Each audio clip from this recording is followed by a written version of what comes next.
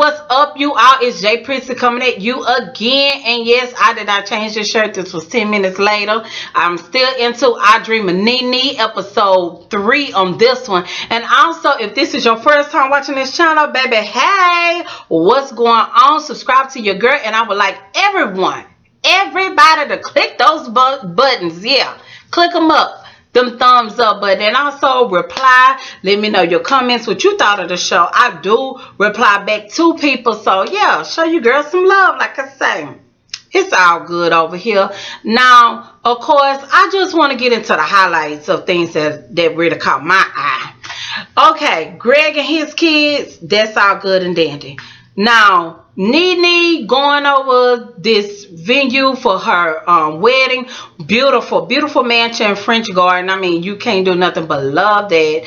And, you know, she was like, she's doing this for her friends. She wants them to wear white because she know they're never going to have a wedding and some never going to get married or whatever. And one of her friends, she was like, girl, you'll be okay. I'm going to get you a prime rib. That shit was hilarious. And she was letting them know, like, you know, with Greg, and she had to let him go for him to realize that, hey, what he really had at home, the grass wasn't really green on the other side. That shit was brown. It wasn't as green as the grass that they was walking on, like Miss Nene said. It was like, yes, sometimes you gotta let them know, boo. So I did like that. Now, let's get into this tacky ass wedding coordinator, Miss Tiffany, and her assistant Brooke. My thing is this, Nene didn't seem like she was trying to be a bitch or nothing like that, but business is business. Tiffany ain't have shit to show for. She didn't go on Google to try to grab pictures of insights or of make a portfolio. It was like she didn't even have her own damn portfolio. And I'm just thinking, like, if she's a wedding planner, like, did she have a website? The way Nene was putting her business out, like, she had shit to show for. And to me, that's very unprofessional, especially when you're trying to come in and talking about how you work with high profile pro athletes. And Miss Nene had to let her know, yeah, you was working with their baby mamas, people, and you know, women that they married from out of college. They not fabulous. Most of them are not fabulous. And she was like, and some are, a few that are fabulous, but nevertheless, I called it to where she like, they don't know. They don't know. You know, so you probably giving them what you feel and they going along with it. But she like, she know her vision. She know what she want to work with and everything else. And Nene was trying to let her know that they settled on her. You know, so she caught that, and then she tried to come back and patronize Miss Nene and talking about a good actress she is and stuff she's working with. But my thing is this, Tiffany, if you know that you working with Nene or whoever on the show, I don't understand how you're not taking this platform and using it to your ability. Like, this could have really, it could have really helped her business as well, because you don't know who are watching this show that has money and that can afford your ass or whatever. It's just like she half-ass did it, act like she really wasn't interested. That's how she ain't had nothing. Maybe she was scared that she was gonna get some ideas, that Nene was gonna choose somebody else. I don't know what the hell she was thinking, but she wasn't smart, because if she was smart enough, she would use this to her best ability. And since she was third choice, baby, you gotta step your game up, and that's clearly what she wasn't doing. And why the hell you got an assistant? You could have got your assistant to come up with some things. That why the hell you don't got no portfolio? Like, since you working with all these clients, I don't know, there was somebody that Portia as referred her to, but Portia, two photos that I saw, it looked like a beautiful wedding. But my thing is, business is business. Show me something. She started, you know, Nene was like, show her something. She gets out her pen and start sketching out something. Ain't nobody got time for that bullshit. You should have did that shit on your way in. It's like, girl, but Nene should have got was Kris Jenner. If Kris Jenner could have made it happen for Lamar and Chloe or whatever in 7 days or see however long they had, baby, clearly she could have found somebody to help them with this. It's just like, girl, I was not here for Miss Tiffany and her damn so-called coordinator Brooke. Like, I mean, her assistant. Like, I wasn't here for that. And I was feeling everything that Nene was saying, and Greg was too. Now, the Atlanta bridesmaids meet up with the LA bridesmaids. And so So they get the glam squad treatment and everything else that Nene set out, roll out the red carpet for them. Lexus come in now while Nene getting glammed up. That's when she got her face made up. Like, what's going on with Marlo and Diana? You know what's going on with that situation. And Marlo really, I mean, Nene really didn't want to get into all of that and stuff like that.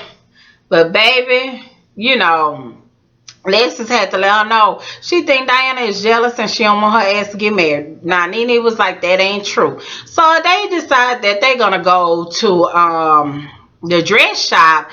And baby, were y'all hearing that shade? They was asking Mr. Barachi who he designed for, who he's worked with. He's worked with Paula Abdul, he's worked with Mariah Carey, and he has worked with Beyonce, H-Town, baby. Now, and he's working with Nene. They was like, well, did you, Dumb was like, well, did you do a dress for Kim? Did you design a dress for Kim? He was like, no, I never. And then Nene was like, no, used. He was like, well, they like to call it vintage, baby. But did you hear Miss Marlo say, no, it's vintage when it's 10 years old and older? That's not vintage. That was just like a couple of seasons back.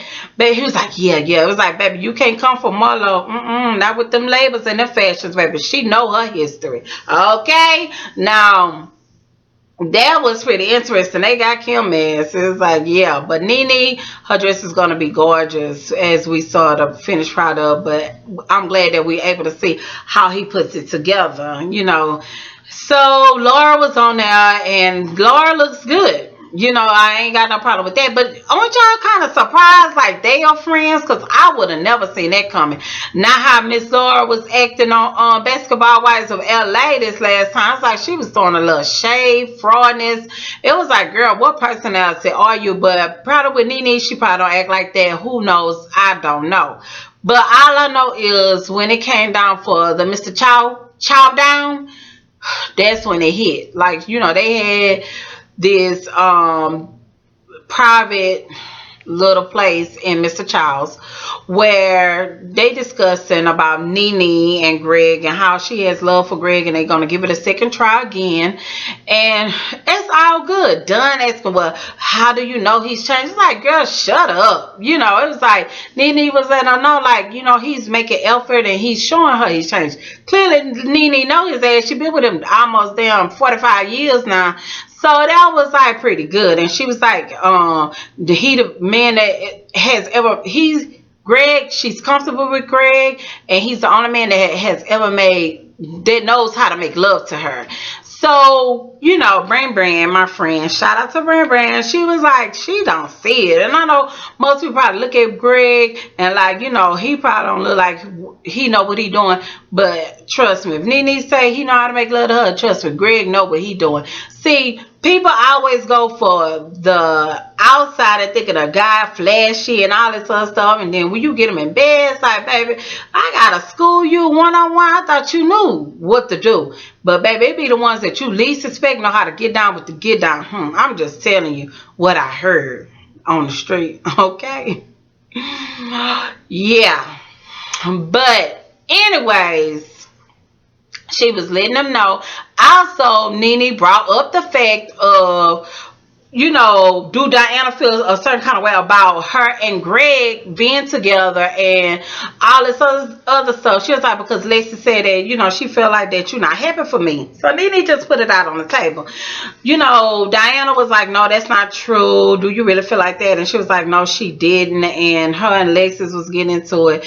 Diana and Lexus was getting into it. Then she started getting into it with Marlo. But did y'all hear Marlo? She was like, she's single white female. Like, Diana is clearly obsessed with Nene, and you know, Nene try to make people feel like that Diana is in her corner. She knows she has great intent. They like sisters and stuff like that. But Diana clearly comes from not having no family. That Nene is her word. It's like, I didn't even know girl had kids, because it's like she's so consumed with being Nene's watchdog. It's like, Come on now, Diana, grow the fuck up. What it is that Diana's so scared because Nene is all her little world, all her life, that, you know, she's meeting all these new people and she's saying she's skeptical of them because they want to be where Nene at. And so Nene is a grown ass woman. And to me, I feel like Miss Nene knows how to read. And if she feel like something ain't right about that shit, I know that she know that she could get on, they could get on with the get on. And she's moving on. But it's like, what makes you the backbone of Nene? Like, Nene don't need that. Like, she's not a weak link, okay? Come on, Diana, get it together. So, of course, her and Marlo had words, and Marlo is an aggravator. I know that. That's why I like her. And she was like, you know, telling, you know, Marlo she was an opportunist and all this other stuff and all this other stuff. Marlo was like, you know, this is not a man, you know, this is our friend, and you know, it shouldn't even be like that and stuff like that. Diana was talking about how, you know, she only comes around and want to tweet pictures of her and Nene, and she don't be really into the conversation when they around or whatever. Probably because your dry ass around. That's probably why Marlo don't be talking. But anyway, so Marlo do this shit behind her back. Did y'all see that? You know, she did that little thing. I was like, that was so hilarious. Because clearly Marlo is not fazed by Diana. She letting Diana be her, but she getting with that ass though, you know? So that was cute. And did you hear when Marlo was trying to let her know, like when she was coming at her, like clearly you don't spread your legs, because she was like, I don't spread my legs to every Tom, Dick, and Harry. That's what Diana gonna say about Marlo. Marlo was like, well, you know, you spread your legs to a married man. Diana ain't deny that shit. That was pretty interesting to me, because it's like, girl, you trying to come with this self-righteous and all this other stuff. Like, you know, it's Nene, it's about Nene. Yeah, but bitch, you scared. You scared that Nene gonna leave you, and that's not even the case. It's more of her to share with whoever she wants to bring in her life. Like, clearly you need to find other friends too and quit being so insecure. And it's like, yeah, why were you missing for a whole year of Nene, your friend? Like, were you mad because Nene was blowing up and you was feeling some kind of way and you need special attention? See, people like her, they need special attention and they need reassurance. Like, you my friend, you know you there for me and I'm there for you. And, you know, man, fuck all that. Like, you grown. Like, be about your kids. Go to some of the PTA meetings. Like, I'm for sure it's a plenty of moms that you can relate to there. Like, girl, Diana was driving me. And I knew I did not like her when she used to make them little cameos. It was just something about her. You know, she was there for Nene's support, but she would never say nothing. But I was like, it's something up with that chick. Now we see, like Nene say, she's very sensitive, but she got a whole lot of opinion, and those two don't go together. It's like, girl, get a hold of yourself. All I want you to do is walk to your nearest corner and get in time out. Because we ain't got time for that bullshit. Like, I'm just so into this show and I'm loving it.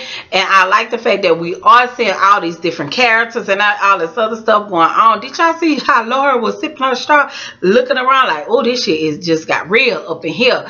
But it was pretty good. That's all I got to say about that. I'm loving it, and I'm glad that I'm seeing Marlo back on the camera, because, of course, I am team Marlo, too. I don't care what they say about her either, because I like her. And, you know, seeing Lexus and the rest of the women. So, Dawn, I'm not really feeling her. It's just something about her. I'm not here for that. But anyways, it's all about Nene and her day. And like, she was trying to let them know, like, calm that shit down, because this is Mr. Child. She gotta eat here. Oh no, Miss Nene wasn't trying to have that shit, baby. She's Hollywood now. Not where she going eating down there. She is not trying to get kicked out of them places, baby. But that's all I got to share with you all. And like I say, don't forget to click those thumbs up buttons. Share this video with your friends, your family, you know, Twitter. Do me shout outs. And that's something I got to get with you all. It's Jay Pritzy. I think it's J_Pritzy on Twitter, my Instagram as well. But I really not a Twitter person, and I'm really trying to learn more about it. So if you see me, follow me. I'll follow you back. And hey, I'm out.